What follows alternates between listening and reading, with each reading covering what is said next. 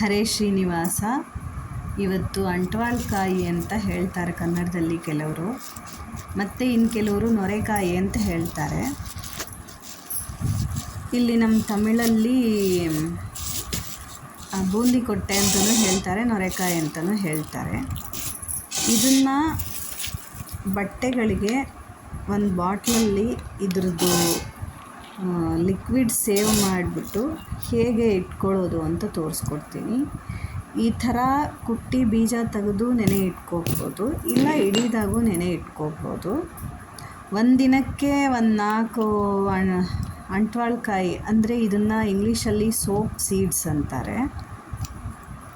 ಈ ಅಂಟ್ವಾಳಕಾಯಿನ ನೆನೆ ಇಟ್ಕೊಂಡು ಒಂದು ಅರ್ಧ ಗಂಟೆ ಬಿಟ್ಟು ಅದನ್ನು ಹಿಂಡಿ ಅದ್ರ ನೀರು ವಾಷಿಂಗ್ ಮಿಷಿನ್ ಒಳಗೂ ಹಾಕ್ಕೋಬೋದು, ಬಕೆಟಲ್ಲಿ ಒಕ್ಕೊಳ್ಳೋವಾಗೂ ಹಾಕ್ಕೋಬೋದು, ಅದು ತೋರಿಸ್ಕೊಡ್ತೀನಿ. ಈಗ ಒಂದು 4 ಕಾಯಿ ಹಾಕ್ಕೊಂಡಿದ್ದೀನಿ. 4 ಕಾಯಿಗಿಂತ ಕಡಿಮೆ ಹಾಕಿದರೆ ಇದು ನೊರೆ ಬರಲ್ಲ. ಮಿನಿಮಮ್ 4 ಕಾಯಿ ಬೇಕು. ಈ 4 ಕಾಯಿಯಿಂದ 2-3 ಟ್ರಿಪ್ಪು ಲಿಕ್ವಿಡ್ ಒಂದು ಮುಚ್ಚಳದಷ್ಟು ತಯಾರಿ ಮಾಡಿಕೊಂಡು ಯೂಸ್ ಮಾಡ್ಕೋಬೋದು. ಇದನ್ನು ಪ್ರತ್ಯೇಕ ಹಾಕಿದ್ದೀನಿ, ಇದನ್ನು ತೋರಿಸ್ಕೊಡ್ತೀನಿ.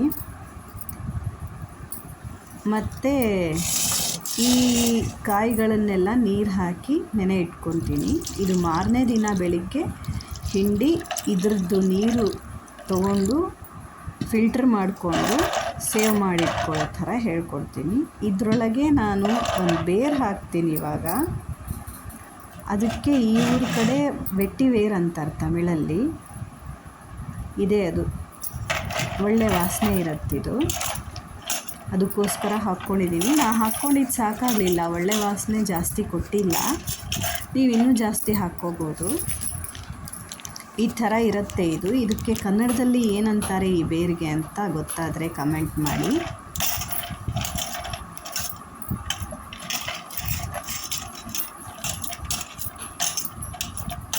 ಇದೆಲ್ಲ ಮುಳುಗುವಷ್ಟು ನೀರು ಹಾಕಿದ್ದೀನಿ.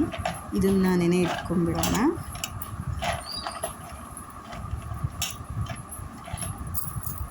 ಇದಕ್ಕೆ ಸ್ವಾಭಾವಿಕ ಒಂದು ವಾಸನೆ ಇರುತ್ತೆ.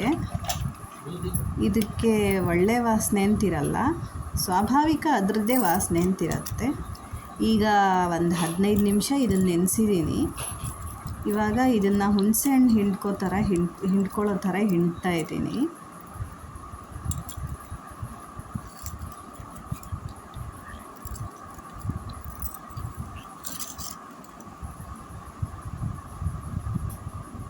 ಇವಾಗ ನೋಡಿ ಹೇಗೆ ನೊರೆ ಬರ್ತಾಯಿದೆ. ಇದನ್ನು ಉಜ್ಜಿದ್ರೆ ನೊರೆ ಹೇಗೆ ಬರ್ತಾಯಿದೆ ನೋಡಿ, ಸೋಪ್ ಥರ ನೊರೆ ಬರ್ತಾಯಿದೆ. ಇದನ್ನು ನಾನು ಮಿಷಿನಿಗೆ ಹಾಕಿ ತೋರಿಸ್ತೀನಿ ಈ ನೀರು. ಮತ್ತು ಬಟ್ಟೆ ಒಳಗೂ ಹಾಕ್ಕೋಬೋದು, ಬಕೆಟ್ ಒಳಗೂ ಹಾಕ್ಕೋಬೋದು. ಎಷ್ಟು ನೊರೆ ಬರ್ತಾಯಿದೆ ನೋಡಿ.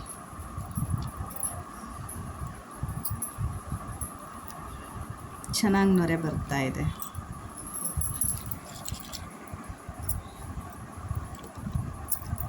ಈ ಥರ ಚೆನ್ನಾಗಿ ಹಿಂಡಿ ನೀರನ್ನು ತಕ್ಕೋಬೇಕು. ಅದರ ರಸ ಚೆನ್ನಾಗಿ ಹಿಂಡ್ಕೊಂಡು ಇವಾಗ ಮಿಷಿನಿಗೆ ಹಾಕ್ತಾಯಿದ್ದೀನಿ ಅದರ ರಸನ. ಸ್ವಲ್ಪ ಸಿಪ್ಪೆ ಬಿದ್ದಿದೆ, ಅದನ್ನು ಫಿಲ್ಟ್ರ್ ಮಾಡ್ಕೊಂಡು ಹಾಕ್ಕೊಳ್ಳಿ. ಸಿಪ್ಪೆ ತೆಗೆದುಬಿಟ್ಟೆ ನಾನು. ಇದು ಹಾಕಿದರೆ ಬಟ್ಟೆ ಕಲರ್ ಶೇಡ್ ಆಗಲ್ಲ, ಮತ್ತು ಜರ್ಮ್ಸ್ ಎಲ್ಲ ಕ್ಲೀನ್ ಆಗುತ್ತೆ. ಕೊಳೆ ಇದ್ದಿದ್ದು ಪೂರ್ತಿ ಕ್ಲೀನ್ ಆಗುತ್ತೆ. ಬಿಳಿ ಬಟ್ಟೆಗೂ ಭಾಳ ಒಳ್ಳೆಯದು.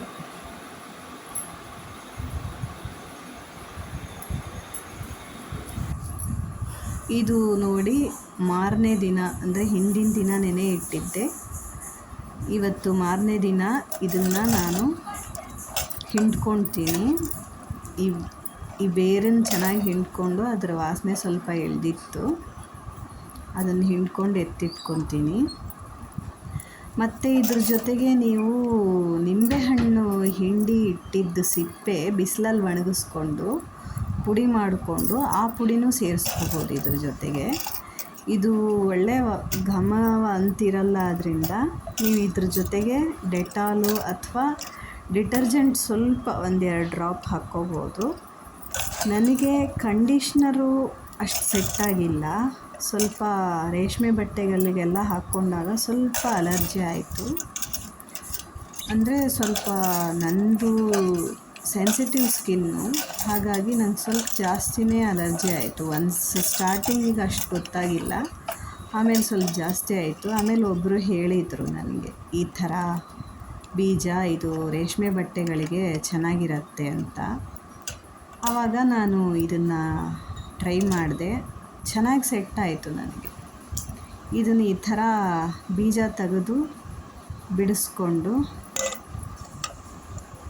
ಇಟ್ಕೊಂಡು ಆ ನೀರನ್ನು ಹಿಂಡ್ಕೊತೀನಿ.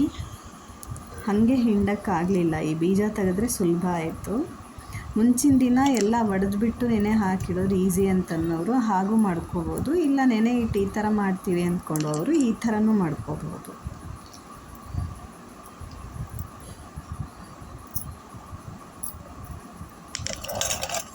ಮತ್ತು ಇದ್ರ ಜೊತೆಗೆ ಡೆಟಾಲ್ ಹಾಕ್ಕೊಂಡು ಮಕ್ಕಳ ಬಟ್ಟೆ ಎಲ್ಲ ಒಗೆಯೋವಾಗ ಇದ್ರ ಜೊತೆಗೆ ಡೆಟಾಲ್ ಹಾಕ್ಕೊಂಡು, ಇದನ್ನು ಒಂದು ಮುಚ್ಚಳ ಲಿಕ್ವಿಡ್ ಅದನ್ನು ಮಿಷಿನ್ ಒಳಗೋ ಅಥವಾ ಬಕೆಟ್ ಒಳಗೋ ಹಾಕ್ಕೊಂಡ್ರೆ ಬೆಳ್ಳಗೂ ಆಗುತ್ತೆ, ಮತ್ತು ಮಕ್ಕಳ ಬಟ್ಟೆ ವಾಸನೆಯೂ ಇರಲ್ಲ. ಇದೊಂದೇ ಹಾಕಿದರೆ ಸ್ವಲ್ಪ ಮಕ್ಕಳ ಬಟ್ಟೆ ವಾಸನೆ ಇರುತ್ತೆ. ಡೆಟಾಲು ಸ್ವಲ್ಪ ಹಾಕ್ಕೊಂಡ್ರೆ ಹೆಂಗೂ ಮಕ್ಕಳ ಬಟ್ಟೆಗೆಲ್ಲ ನಾವು ಡೆಟಾಲ್ ಹಾಕ್ತೀವಿ. ಡೆಟಾಲ್ ಹಾಕ್ಕೊಳ್ಳೋದು ಅಥವಾ ಡಿಟರ್ಜೆಂಟ್ ಲಿಕ್ವಿಡ್ ಹಾಕ್ಕೊಳ್ಳೋದು ಅದು ಅವ್ರವ್ರ ಅನುಕೂಲ, ಅದು ಹೇಗೆ ಬೇಕೋ ಹಾಗೆ ಮಾಡ್ಕೋಬೋದು. ಎಷ್ಟು ನೊರೆ ಬರ್ತಾಯಿದೆ ನೋಡಿ. ಇದನ್ನು ಫಿಲ್ಟ್ರ್ ಮಾಡ್ಕೊತಾ ಇದ್ದೀನಿ. ಈ ಥರ 3 ಸಲ ನಾನು ಹಿಂಡಿ ತೊಗೊಂಡಿದ್ದೀನಿ. 3 ಸಲ ಹಿಂಡಿದ ಮೇಲೆ ಪೂರ್ತಿ ರಸ ಇಳಿದಿದೆ ಇದ್ರದ್ದು.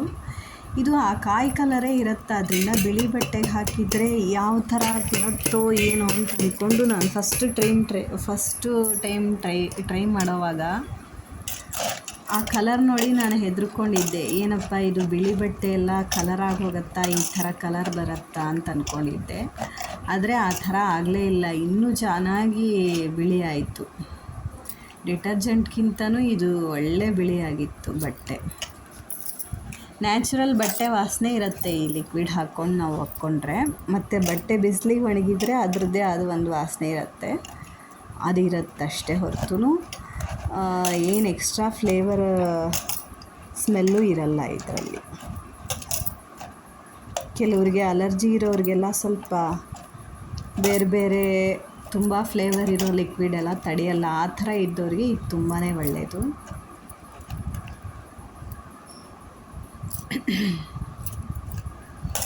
ಹೀಗೆ ಹಿಂಡ್ಕೊಳ್ತಾ ಇದ್ದೀನಿ ನೋಡಿ ಚೆನ್ನಾಗಿ. ಇದು ಹಿಂಡಿ ಪಾತ್ರೆನಲ್ಲಿ ಹಾಕ್ಕೊಂಡು ಅದರಿಂದ ಬಾಟ್ಲಿಗೆ ಹಾಕ್ಕೊಳ್ಳೋವಾಗ ಸ್ವಲ್ಪ ನೊರೆ ಬರುತ್ತೆ. ಆ ನೊರೆ ಎಲ್ಲ ಇಳಿದ ಮೇಲೆ ಇಳಿಯೋವರೆಗೂ ಸ್ವಲ್ಪ ಹೊತ್ತು ಬಿಟ್ಬಿಟ್ಟು ಆ ನೊರೆ ಎಲ್ಲ ಇಳಿದ ಮೇಲೆ bottle full 1 litre bottle full fill ಮಾಡ್ಕೊಂಡಿದ್ದೀನಿ ನಾನು.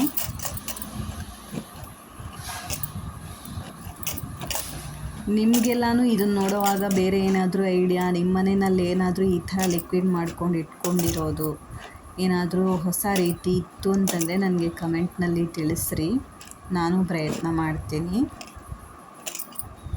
ಹಿಂಡ್ತಾ ಎಷ್ಟೊಂದು ನೊರೆ ಬರ್ತಾಯಿದೆ ನೋಡಿ. ಇದು 3ನೇ ಸಲ ನಾನು ಹಿಂಡ್ಕೊಂಡಿದ್ದು.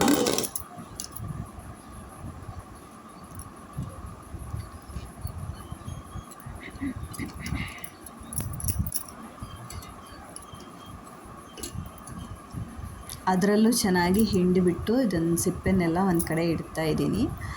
ಆ ಸಿಪ್ಪೆನೂ ಕೂಡ ಈಗ ನಾವು ಅಡುಗೆ ಮಾಡಿದ ಕಟ್ಟೆ ಮಾಡಬೇಕಾದ್ರೆ ಒಂದು 5-6 ಸಿಪ್ಪೆ ತಕ್ಕೊಂಡು ಉಜ್ಜಿದ್ರೆ ಎಣ್ಣೆ ಕಲೆ ಮತ್ತು ತುಂಬ ಕಪ್ಪಾಗಿದ್ದು ಹೊರಟೋಗುತ್ತೆ. ಆ ಥರನೂ ನೀವು ಟ್ರೈ ಮಾಡ್ಕೋಬೋದು.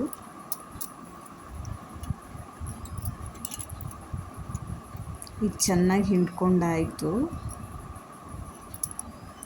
ಹಿಂಡ್ಕೊಳ್ಳೋವಾಗ ಸ್ವಲ್ಪ ಇದು ಫಿಲ್ಟ್ರ್ ದೊಡ್ಡದಿರೋದ್ರಿಂದ ಒಂಚೂರು ಸಿಪ್ಪೆ ಬಿದ್ದಿರುತ್ತೆ ಒಳಗೆ, ಅದನ್ನು ಆಮೇಲೆ ತಕ್ಕೊಂಬಿಡೋಣ.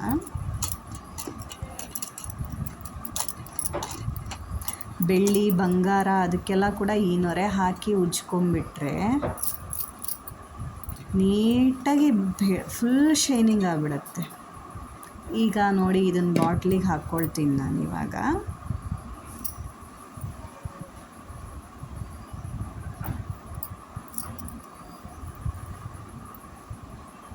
ಇದು 1 ಲೀಟ್ರ್ ಬಾಟ್ಲು. ನಾನು 200 ಗ್ರಾಮ್ಸ್ ತೊಗೊಂಡಿದ್ದೆ ಈ ಬೀಜ, ಇದು ಕಾಯಿನ. 200 ಗ್ರಾಮ್ಸ್ 1 ಲೀಟ್ರಿಗೆ ಬೇಕಾದಷ್ಟು ಸಾಕು. ಇದು ನೊರೆ ಬರ್ತಾ ಇದೆ. ಒಂದು ಸ್ವಲ್ಪ ಹೊತ್ತು ಬಿಟ್ಟು ಆಮೇಲೆ ಮತ್ತೆ ನಾನು ನೀಟಾಗಿ ನೊರೆ ಇಳಿದ ಮೇಲೆ ಹಾಕ್ಕೊಂಡಿದ್ದೀನಿ. ನೋಡಿ, ಈ ಥರ ಸೇವ್ ಮಾಡ್ಕೊಂಡಿದ್ದೀನಿ. ಜೈ ಶ್ರೀರಾಮ್.